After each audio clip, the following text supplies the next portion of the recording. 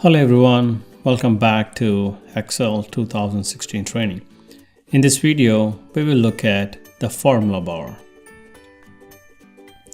Here is the employee's spreadsheet, and the formula bar is located above the worksheet and below the ribbon. So the address bar is this long bar that you see here across the screen.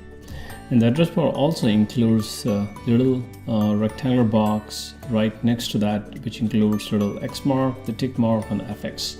So that's the formula bar. So what does the formula bar do? So when you select a cell, the cell contents are displayed in the formula bar. So let me go to this number here. So you see 102, go across Peter, you see that in the formula bar. Now let me go to another cell here, which is 578K.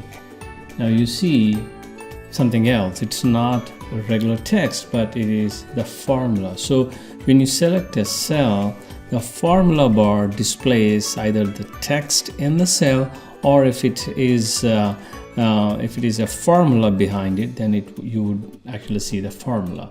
So in this particular case, what the formula is doing is summing up certain cells and displaying you the total. So I just hit escape. So while I'm in or while I'm on the cell, you can double click, and then it actually displays you the formula within the cell, and you can actually see that in the formula bar as well.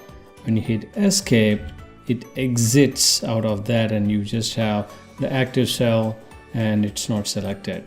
Now you could select the cell, go into the formula bar. It's the same effect. It's double clicking or going into the formula bar. It's the same thing. Now while you're in the formula bar, you can change the formula from there directly, or you can also change within the cell itself. Double click and you can let me change it to 13 and hit enter. And we made a change to the formula and accepted the change and moved out of the cell. You can do the same thing using the formula bar. Select the cell, go to the formula bar, and from 13 I'm going to make a change and enter 14.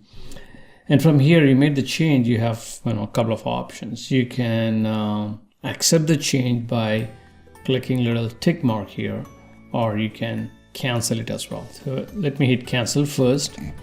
Now it's back to 13. If I go into the formula bar again, change it to 14, now I can hit enter, or I can also use the mouse to click this little tick mark, and that will accept the change that we applied.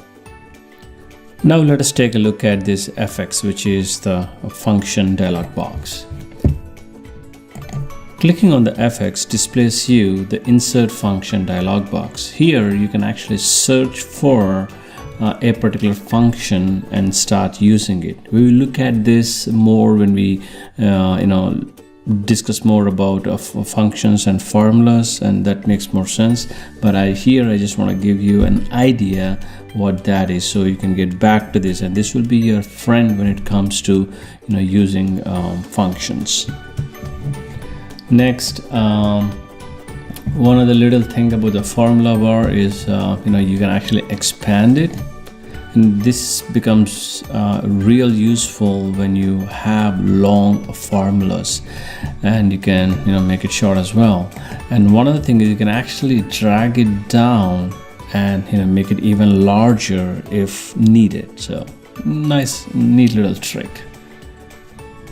Okay, that's it regarding the formula bar, and I will see you in the next video. Thank you.